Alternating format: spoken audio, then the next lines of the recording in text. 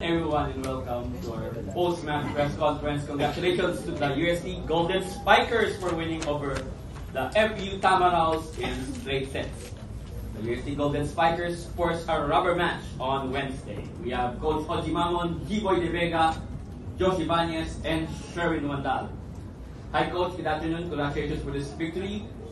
Like a typical UST FU rivalry match, very intense, and this time around, you prevailed. So, what can you say about your matchup against FU, especially your backs against the wall? What can you say, Coach?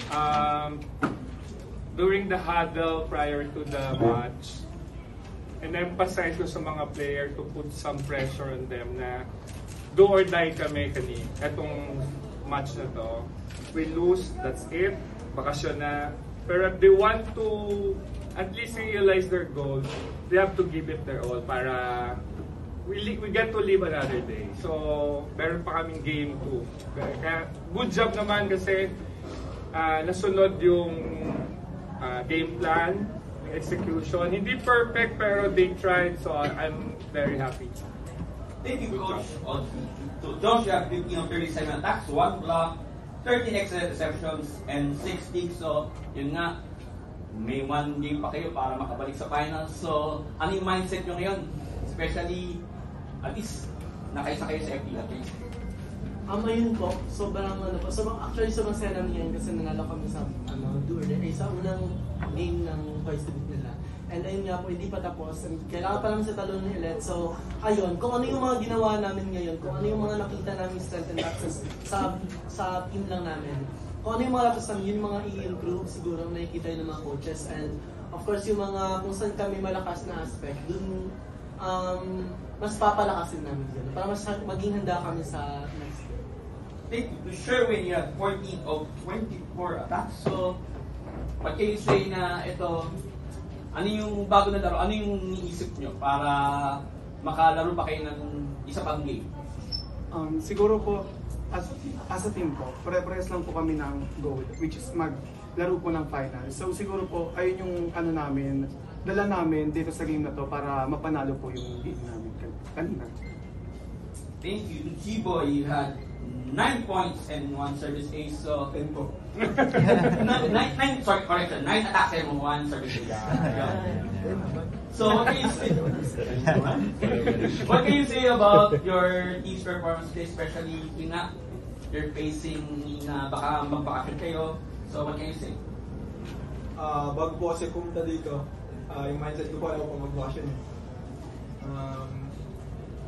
All of us, we're currently living our dream to play for the UST.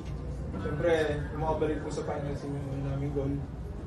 Kasi yung goal po na sinet namin is siyempre finals lang. Kasi last year po finals na din kami. So sinabi ko sa kanila na hindi kami pwede yung talo. Kaya yun, nagbunga naman po yung pinagtipagan namin sa inside. Okay, thank you. The floor is open for questions. Sa mga players, alam naman natin kung para last season mas mahirap yung pinagdaanan nyo ngayon. Gaano lang kayo ka-motivated sa darating na do or die game? Lalo na patas na kayo ng FEU.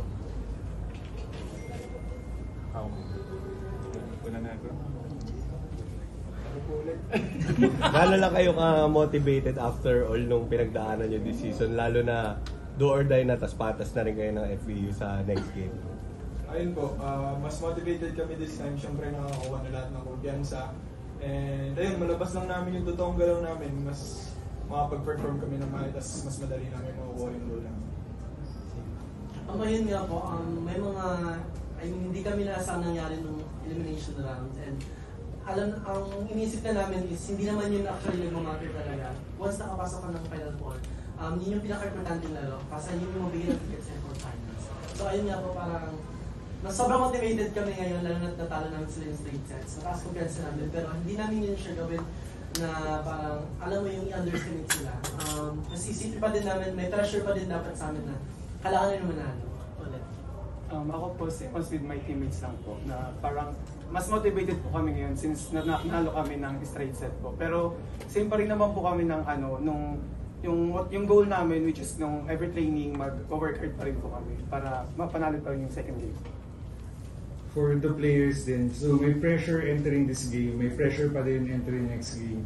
So that parang half of the job na overcome nyo na. Paano nyo gagamitin yung pressure sa next game for the better at para mas malabas yung performance that will ultimately or probably send you to the finals?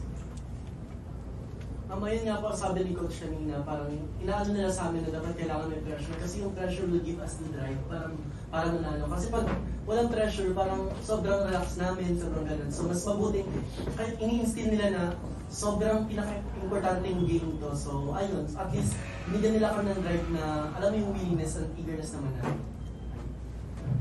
Sa akin naman, yung pressure pipilitin namin gawin yung pressure na maging factor para mas makapokus kami. Kasi minsan yung pressure nakakapanigas pero pag na-take mo naman siya ng tama, ayun, mas motivated ka maglaro, mas kumpiyansa ka maglaro. Sa akin po siguro yung pressure, hindi naman na po siguro mawawala yan.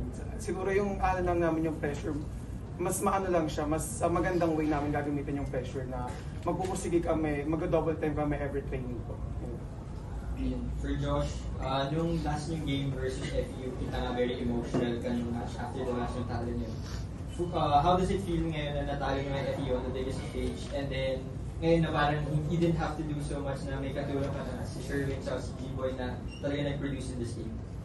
Ayun po, unang-una po, sobrang normal na naman po straight and ma-disappoint if ever natalo. And normal lang din talaga sa laro yun. And ayun po, at least that gives me an motivation na kailangan ko mag-double time, kailangan ko maganto. And kanina, siguro shaky ako nung una-una. Sobrang stiff ko and I'm so happy for my teammates kasi sobrang nag-step up sila. And parang malaking tiwala ko sa kanila and then ayun kanina, parang inisip ko na lang na if hindi man ako maka-atake sa harap, there's so many aspects pa sa volleyball na pwede ako makatulong. And for Sherwin, ang ganda ng naging laro ko today. Siguro, lang din yung naging mindset para makatulong lang din kay Josh at sa rest of the team na talagang makuha itong panalo.